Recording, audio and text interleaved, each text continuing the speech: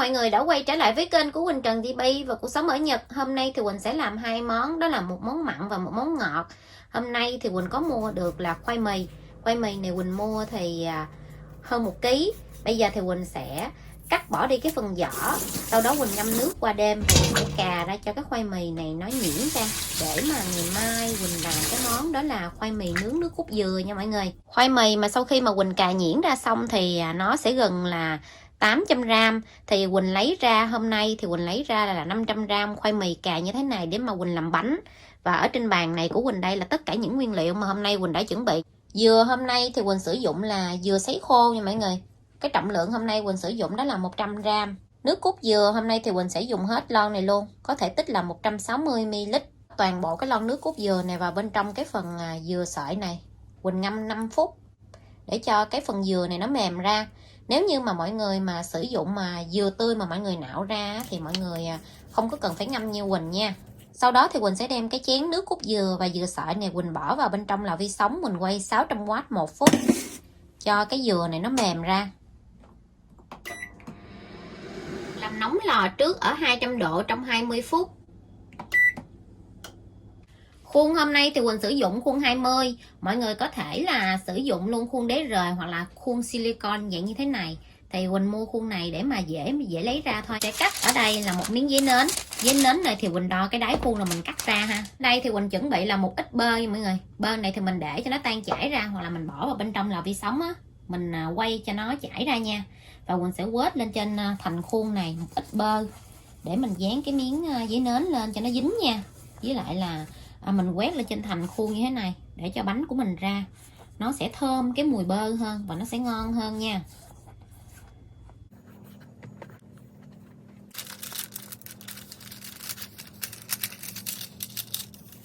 Mình cho vào như vậy thì miếng giấy nến của mình nó sẽ nằm khít vào bên trong cái khuôn nha mọi người.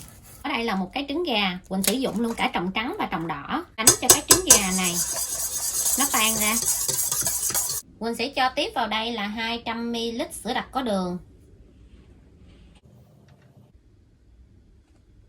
nửa muỗng cà phê muối, 55g đường, 3 muỗng bơ tan chảy, 3 muỗng mật ong. Mật ong này nó sẽ giúp cho cái bánh của mình nó lên màu đẹp hơn. Rồi Quỳnh sẽ trộn đều cái phần hỗn hợp mà Quỳnh mới vừa pha lên. Củ mì nha mọi người. Củ mì đã được là cà nhuyễn ra, đến là cái chén dừa cũng đổ vào đây luôn. Trộn đều cái phần hỗn hợp này. Tiếp vào đây là 50g bột năng. Bột năng hôm nay Quỳnh sử dụng đó là bột năng hiệu của Việt Nam nha mọi người. Vani hôm nay thì Quỳnh sử dụng là 6 giọt. Cho hết cái phần hỗn hợp này vào bên trong cái khuôn, càng đều ra cho cái phần mặt bánh nó đẹp nha mọi người. Và trước khi mình đem đi nướng á, thì mình sẽ dọng lên bàn vài cái như thế này để cho bánh của mình nó ra bớt mấy cái bọt khí đi. Đó, mọi người thấy Quỳnh gõ xuống thì những cái bọt khí á, nó nổ rồi nè mọi người thấy không? Thì mình gõ như vậy để bánh của mình ra nó sẽ đặc bánh hơn và sẽ không bị rỗng phần bên trong ha. Sẽ nướng bánh ở 200 độ trong vòng 50 phút. Trong thời gian mà mình nướng bánh thì mình không mở cửa lò nha mọi người. Đây là bánh mà Quỳnh mới vừa nướng xong nha mọi người. Quỳnh lấy ra thì bánh nó hơi phồng phồng, và sau khi bánh nó nguội á, thì bánh nó sẽ xẹp xuống. Và mình kiểm tra coi bánh nó chín chưa thì mình sẽ dùng một cái cây que, mình đâm vào bên trong giữa bánh như thế này. Mình rút ra, nếu trên cây que mà nó không có dính cái gì như thế này á, thì nó đã chín rồi nha.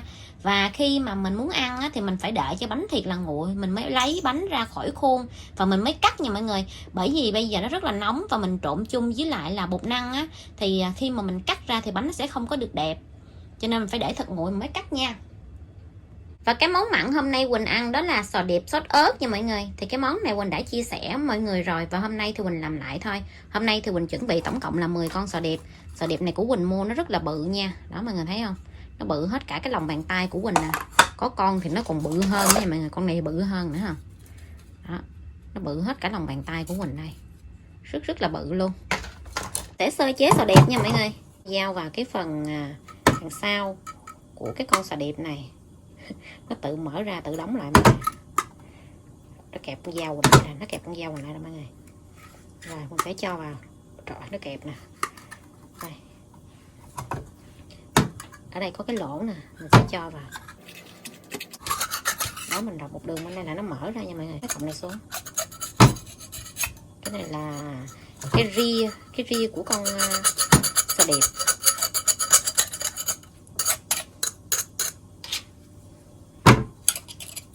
Mấy con này nó ồn ghê mọi người. Nó mở nắp ra ồn ào. Đó, mình sẽ mở ra. Cái phần màu vàng này nè, mình sẽ bỏ nè. Đây là cái phần vây, mình sẽ bỏ cái phần này đi ha. Màu đen này. Cái phần này là ruột. Nội tạng màu đen của sò điệp nè. Mình sẽ bỏ đi. Đó, đây, cái phần phổi. Tiếp là một nhúm muối vào đây. Mình chà cái chỗ này thì nó sẽ ra những cái chất nhớt ở trên người của con sò điệp á. Đó, mọi người thấy ra xà bông không? Xà bông này là những cái chất nhớt á. Mình chà cho nó ra. Một cái con sò điệp mà Quỳnh mới vừa sơ chế xong, xả và gừng vào. Cái này mình cho vào để cho mình hấp cho nó thơm nha mọi người. Mình sẽ cho sò điệp vào.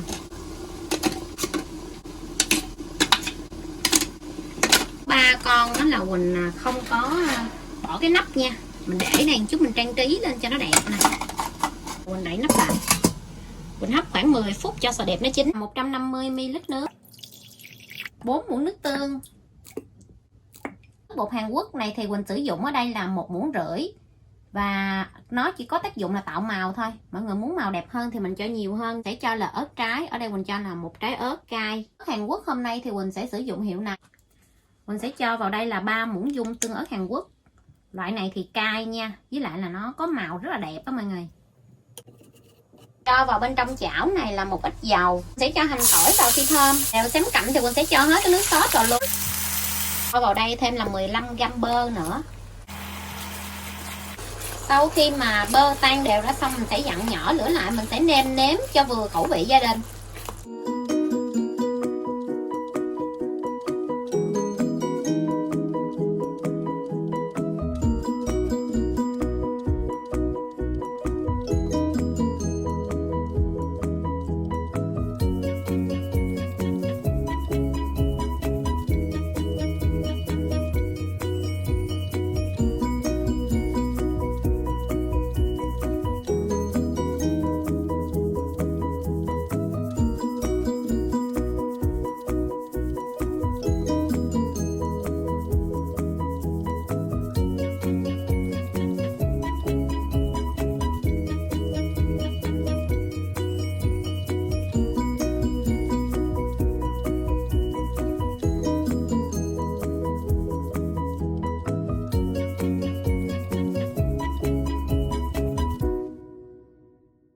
Xin chào cô chú, xin chào các bạn, xin chào.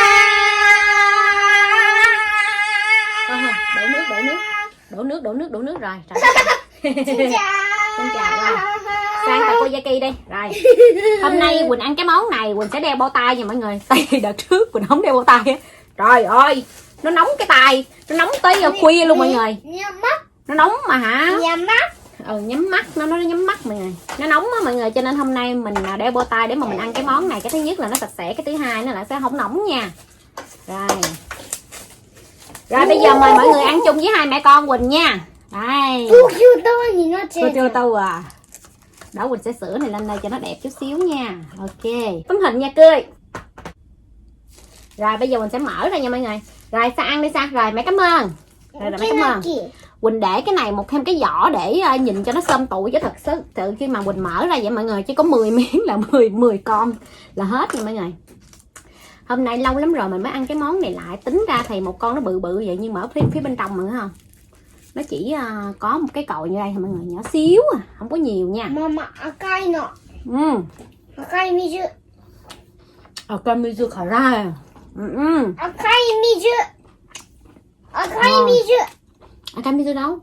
Akai mizu, papa ga moratta akai mizu. Papa ga moratta akai mizu. Cái gia vị mọi người rất là vừa ăn. Akai mizu, papa ga moratta mizu. Akamizu, papa ga moratta mizu. Akamizu là cái nào? Akamizu. Nó đòi Quỳnh mọi người. Đi lấy cho nó cái ly màu đỏ mà nó nói lộn qua. Oxy. Đi lấy cho nó cái ly màu đỏ mà nó nói lộn qua cái nước màu đỏ, làm Quỳnh kiếm gừng chết. Thôi ăn giùm tôi một cái nên ba. Thà đứa à. Bự vậy đó. Rồi cay quá. Vừa ăn vừa nói muốn sặc luôn rồi.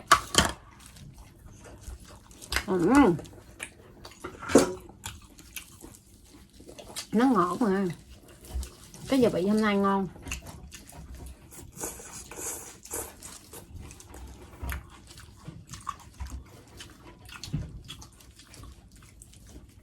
Còn cái cay. Hôm nay mình nướng cái bánh lại mọi người. Trời ơi, nó thơm hết nhà luôn. Nó thơm mùi vani nha mọi người.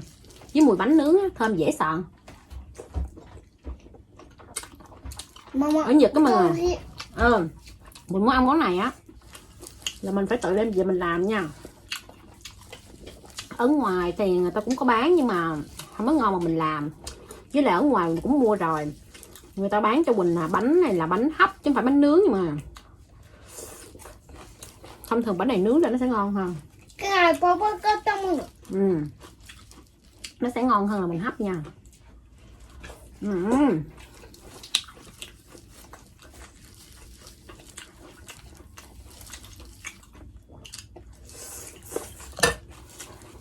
Mời con mình xử trong một nút nhạc.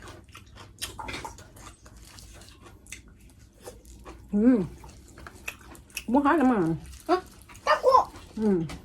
Mẹ taco. Nó khoe với Quỳnh hôm nay nó ăn takoyaki hay còn gọi bánh bạch tuộc nè.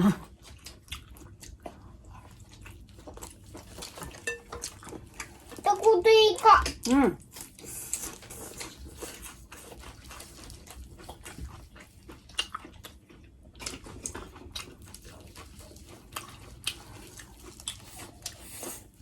Cái này á mình phải kẹp trong với rau ăn đỡ ngán luôn nè. Không có rau nó ngán lắm nha.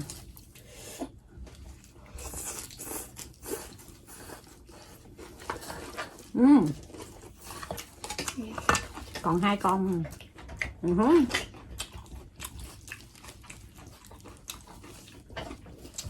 Hôm nay Quỳnh mua 10 con này rẻ, 250 Yên một con.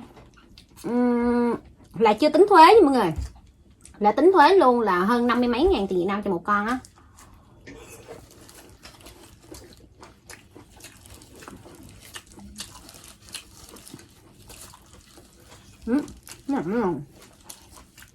Nó nằm ở dưới.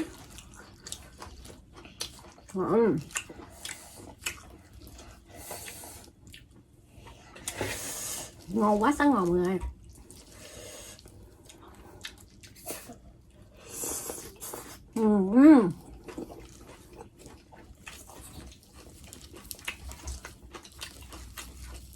Quỳnh mua hôm nay 10 con là khoảng hơn 550 ngàn. Một chút xíu nha. Ngon lắm nè.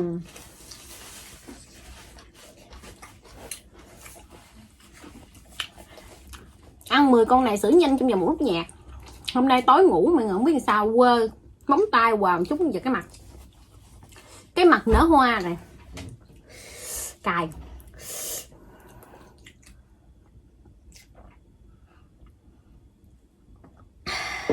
Bây giờ mình sẽ ăn tới bánh nha mọi người. Trời ơi, nó thơm lắm mọi người ơi.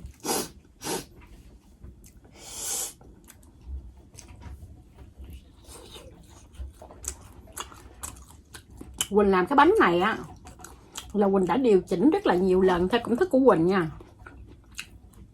Cho nên cái bánh nó không quá ngọt nha mọi người. Cái màu bánh á, tại vì cái lò của Quỳnh á nó nướng nó không có được đều cho lắm, cho nên cái phần bánh này hơi nâu một xíu à. Trời, ngon quá mọi người. Tại vì Quỳnh cắt hơi sớm á. Cái này mình phải để trong ngăn mát tủ lạnh á. Mình đem ra mình cắt thôi à. Nó sẽ cứng bánh mà nó sẽ đẹp hơn nha mọi người. Quỳnh nướng lúc trưa mà bây giờ tối Quỳnh cắt ra cho nên hơi còn ẩm ẩm.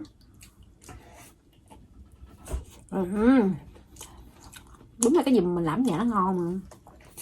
Nó ngon hơn rất là nhiều lần. Nó thơm. Cái mùi bơ, sữa, trứng, đường.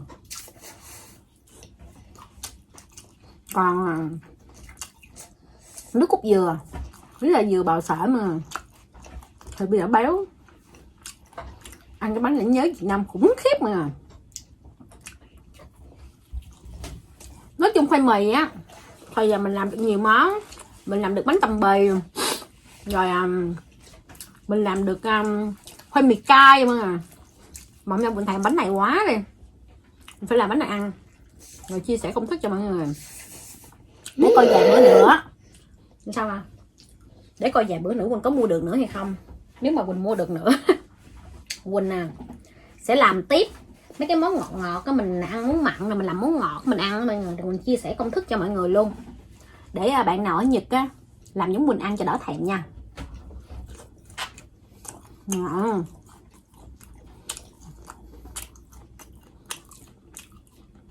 Nhớ cái xe đẩy bán mấy cái hàng đồ ăn chặn này để mọi người, bán nào là bánh tằm bì, bánh chuối nướng nước cốt dừa, bánh khoai mì hấp. Nói chung là mấy cái bánh mà bình dân Việt Nam mà. Bánh bò, trời ơi, bánh bò ăn theo kiểu đơn giản thì mình cắt ra cái mình bỏ nước cốt dừa vậy mà cũng ngon.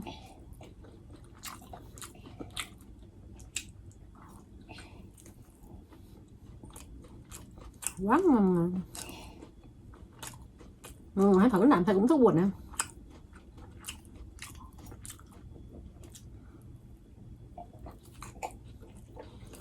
Ăn 10 con này á mọi người, nó không thấm thía gì hết trơn. Nhưng mà khi mà ăn làm cái nửa cái bánh này mất đầu no.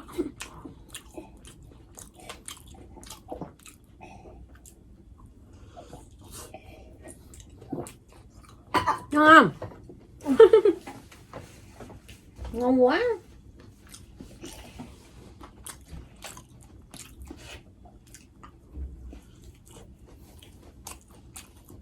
Bánh này mọi người, ví dụ mình ăn hôm nay không hết á, mình vẫn ngăn mát tủ lạnh.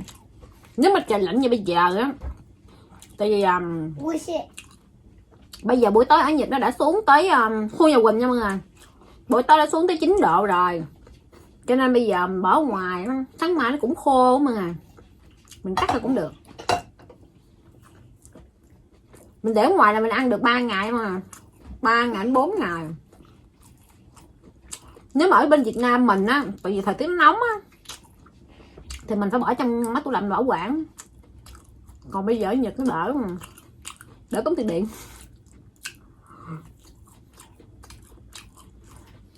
Sao buồn ngủ hả? Hôm nay ăn được 2 món quá đã mọi người. 3 ngày liền được ăn những cái món mà mình yêu thích. Đi con ơi. Uống nữa không? Uống nữa. Sao bánh không? Uống nữa. Sao bánh không? Sao ăn? Ăn không? Có ăn không? Ăn takoyaki. Vậy sao ăn takoyaki? Sao ăn takoyaki? Hồi nãy á, Quỳnh đi lên đây á, Quỳnh bưng lên thì đòi ăn mà. Lên đây thấy takoyaki bánh bạch tuộc á. Bây giờ ăn bánh bạch tuộc không ăn này.